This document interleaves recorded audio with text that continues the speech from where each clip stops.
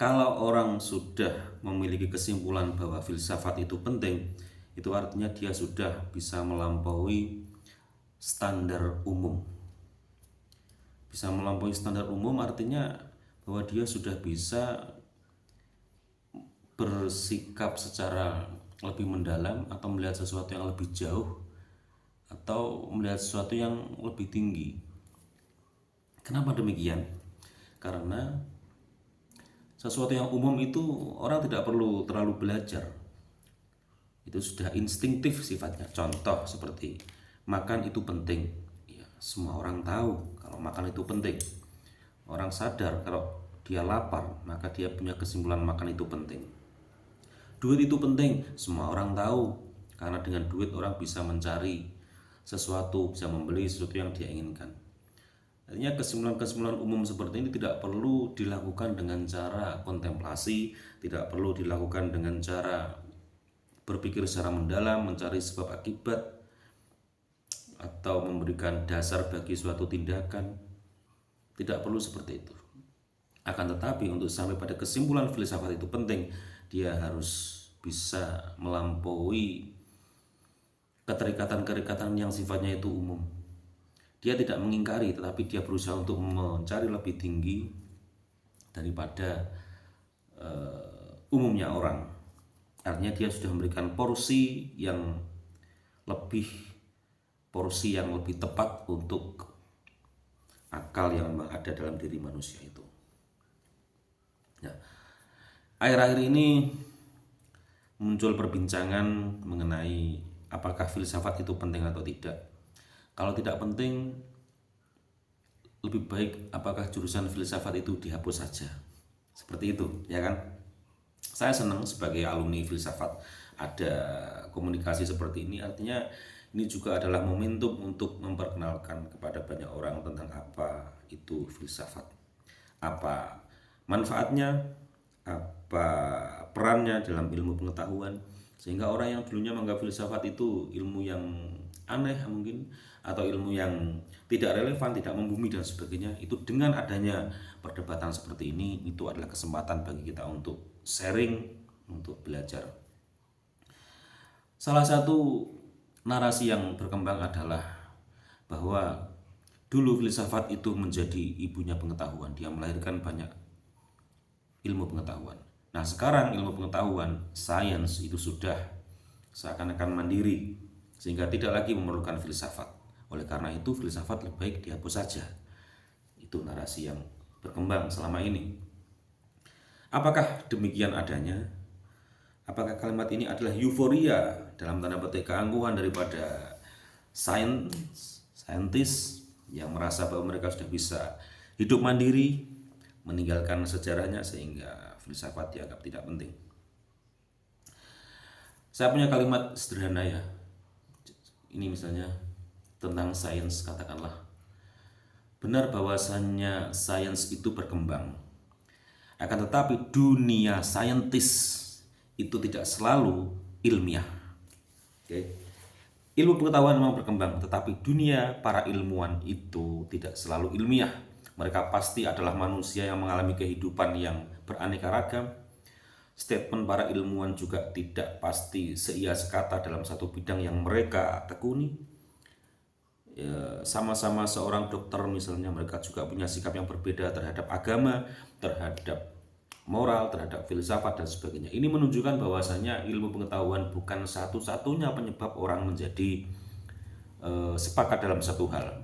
Yang katanya ilmu pengetahuan itu objektif, ternyata dalam prakteknya karena dia dipegang oleh manusia juga, ya, dikerumuni oleh manusia yang memiliki menekuni dalam bidang yang sama, tapi mereka punya dunia sendiri, kehidupan sendiri yang juga tidak ilmiah.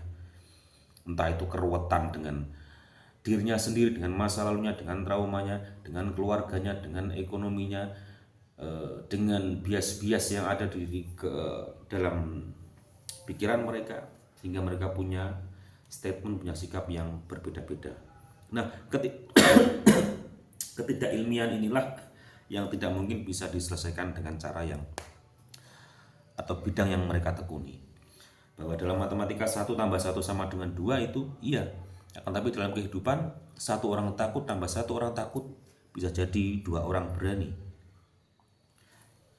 Jadi kompleksitas kehidupan ini membutuhkan yang namanya berpikir secara lebih mendalam. Saya kasih tahu lagi, saya sharing lagi. Contoh misalnya, yang membuat orang mempertanyakan peran filsafat, yaitu tentang adanya supply and demand. Ketika orang itu sakit, ya orang sudah tahu dia pergi ke mana? Dokter. Kalau orang itu butuh ilmu agama, orang akan berangkat ke tokoh agama, kepada guru ngaji, kepada kiai. Kalau orang itu motornya, mobilnya mulai rusak, dia akan pergi ke bengkel, ke teknisi untuk bisa memperbaiki. Nah, sekarang filsafat ini untuk siapa sehingga dia harus ada, kan seperti itu. Atau jangan-jangan orang itu butuh tetapi dia tidak sadar kalau dia butuh. Sehingga orang-orang filsafat merasa dirinya kesepian. Kesepian dalam arti dalam dunia kerja tidak mendapatkan ruang. Apakah filsafat tidak diperlukan sehingga tidak ada perusahaan, tidak ada di BUMN atau di formasi lowongan CPNS misalnya, yang khusus membuka untuk jurusan filsafat kecuali para dosen ya, yang mau dikhususkan untuk itu. Apakah filsafat tidak penting? Ataukah hanya karena orang belum sampai kepada kesadaran bahwasanya filsafat itu pentingnya? Ini pertanyaan yang menarik saya kira. Ya kan? Jadi filsafat punya peran di dalam melahirkan ilmu-ilmu pengetahuan. Dia menjadi pondasi, dia menjadi dasar bagi munculnya atau lahirnya sesuatu. Ibarat bahwa dia adalah akar. Nah, ketika buahnya itu sudah bisa dinikmati oleh banyak orang, pertanyaannya adalah apakah akarnya yang tidak kelihatan itu berarti dia harus dibuang? Kita makan mangga, mangga itu pasti punya pohon, pohon itu ada akarnya. Nah, filsafat itu akarnya, dia bisa membuat pohon itu tumbuh tinggi, kuat sehingga berbuah. Sains adalah buahnya.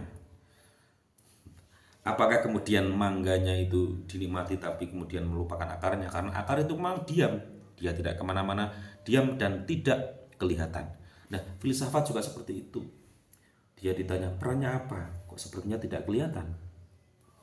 Yang berperan selama ini ya tokoh agama, dokter, teknisi, dan keterampilan-keterampilan yang lain, keterampilan dalam bidang IT, ya gerakannya jelas menuju pada bidang ini, seperti itu.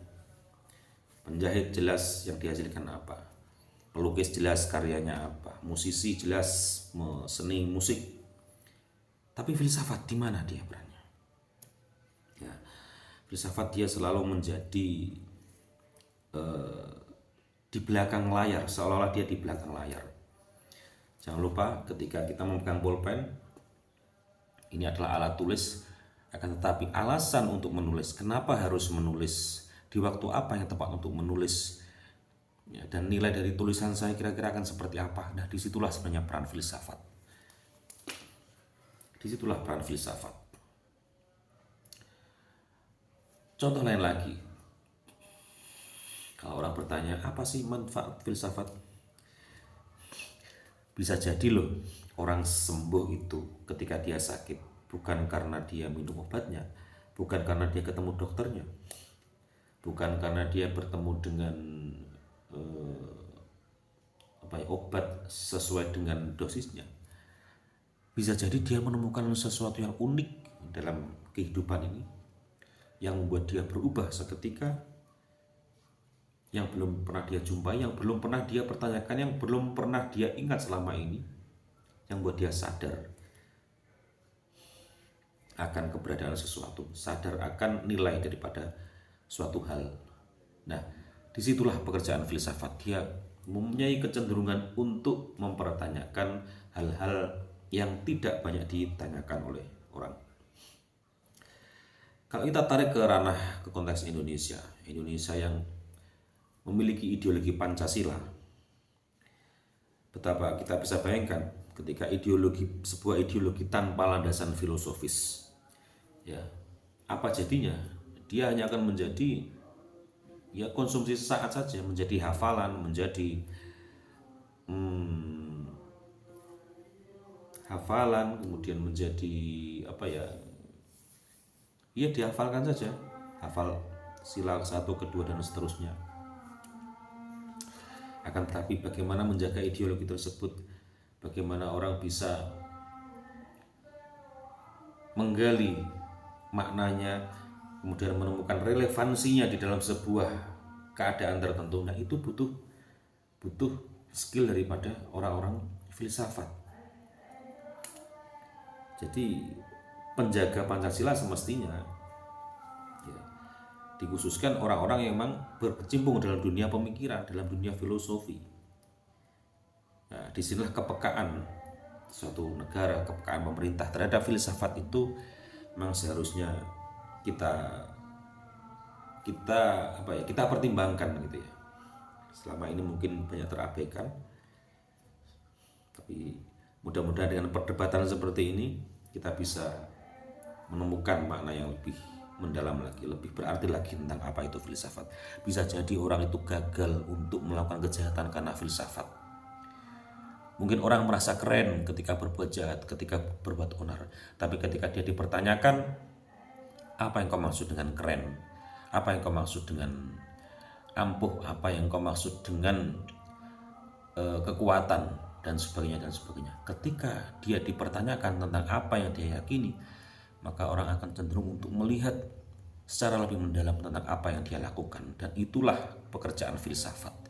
Di filsafat ada epistemologi, ada ontologi, ada aksiologi ya, yang mungkin akan kita bahas di lain waktu.